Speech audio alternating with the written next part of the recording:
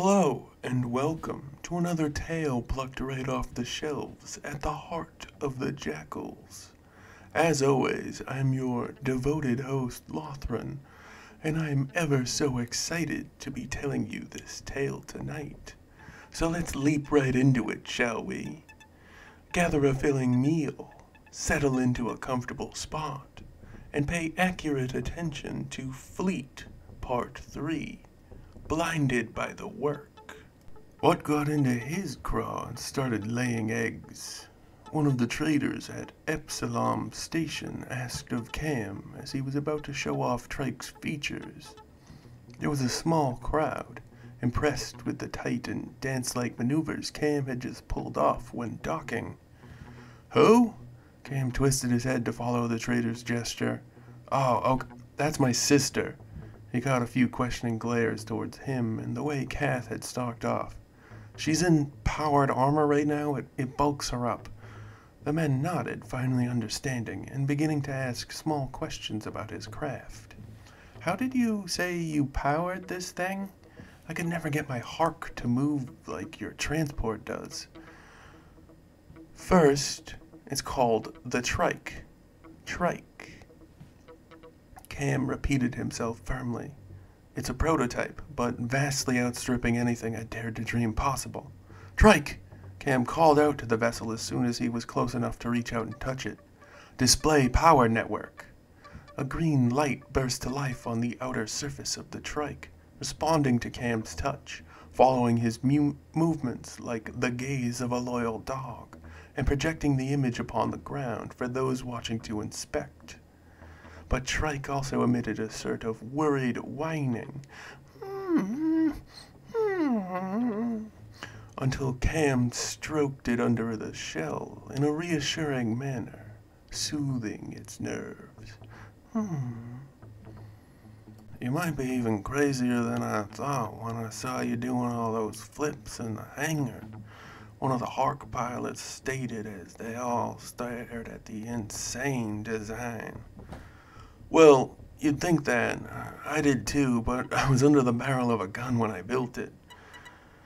I'd never been this angry with someone for that long. All the Hark pilots laughed at their fellow's joke. It actually only took 6 hours to build the entire ship.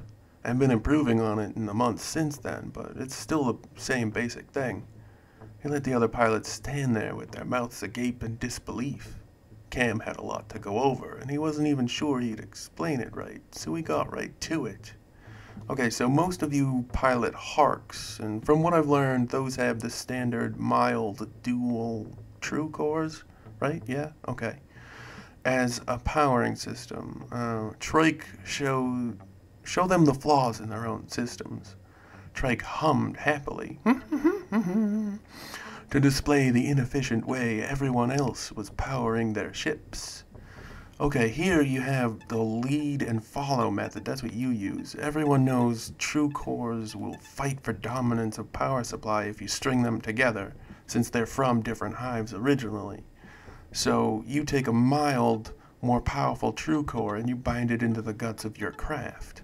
Harks do this by their engines, well, typically anyway. There's different variants.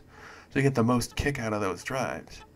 And then you connect a near spent core into the lead position and hook it into all of the subsystems.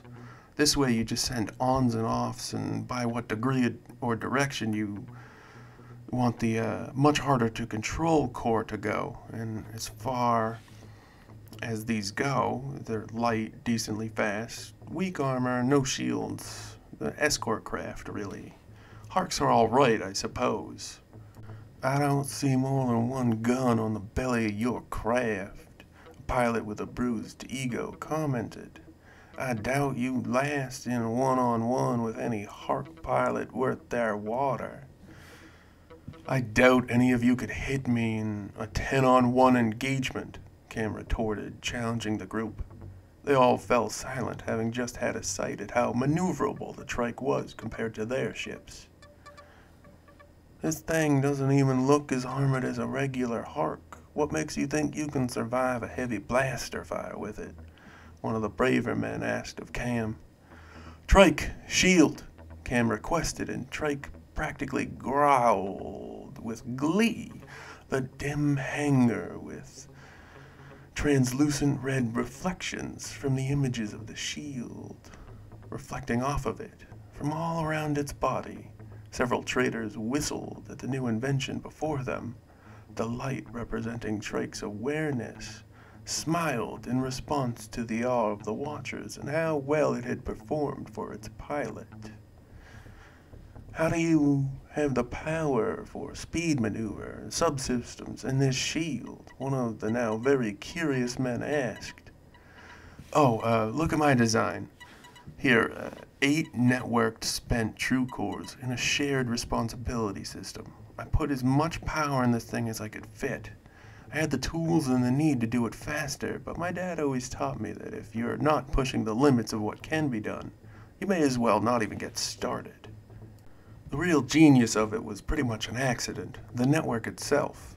The subsystem commands come to all the cores at once, a bitch to wire properly, but it makes the cores from various decayed hives commune with one another rather than fight for dominance. The result is vastly more raw power generation, despite the fact that even these 8 cores should be outdone by the dual core setup. Wow, never thought of it that way. One of the men reached out to touch the illusory design.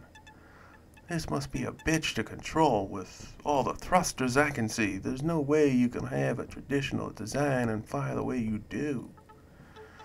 Yeah, kind of built-in security system too. I was rushed for time, remember? Trike, open ramp, Cam ordered. Trike hesitantly complained, whining,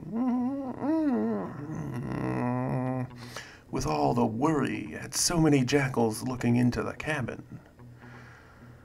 See, you can only see the web support from this angle, Cam said. It's like a nest that responds to and wraps around me while I hang standing in the control scheme. There's no seats in here at all. No wonder why your sister was so pissed off. I might kill you if you bounce me around like that. She held on fine. See, I put straps into the wall there and on the other side, so, she can get a grip, Cam replied. Wow, this is pretty cramped, actually. Don't know if I'd want to fly in here. Another Hark pilot commented. Trike whined and shut the ramp, growling toward the man with the green light that represented its awareness. How do you get it to develop a personality so quick? After a few months, I mean. I've been flying my Hark Bleto for near 10 years, and it only has a sort of warmness when I step into the cockpit. Well, that was kind of an accident. Trike controls display.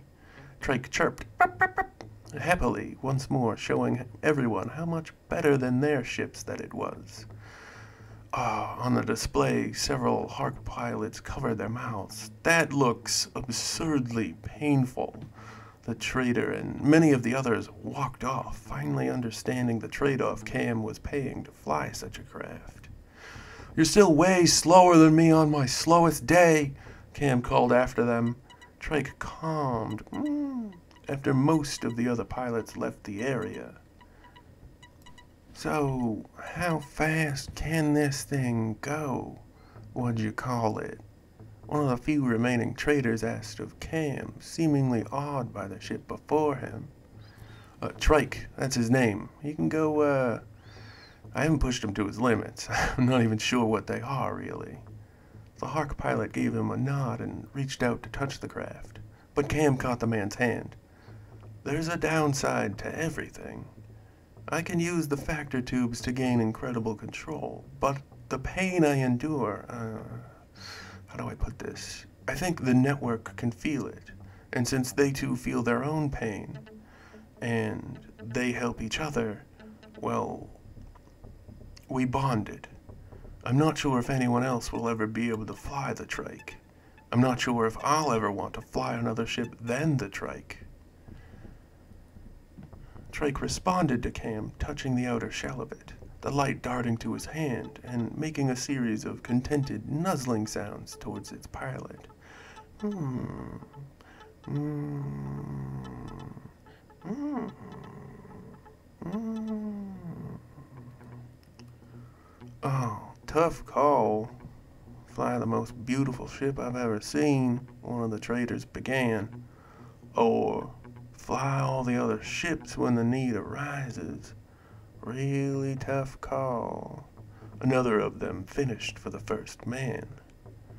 And so it is. Our time together has come to an end. I hope you enjoyed the story as much as I did the telling of it. As always, I've been your committed host, Lothran, and this was Fleet Part 3, Blinded by the Work. Another tale right from the heart of the Jakuls. And now we must part ways once more. Korvoth, guide them along the proper path, back to the safety they know all too well. Yes, sir, Lothran. Oh, Fleet is so very good, isn't it? Okay, I got a job to do. All right, a pleasant greeting and a fond farewell to each and all. Please leave all your comments, questions, and kindnesses down below. None of that rude, terrible, or mean stuff, though. You keep that to yourself.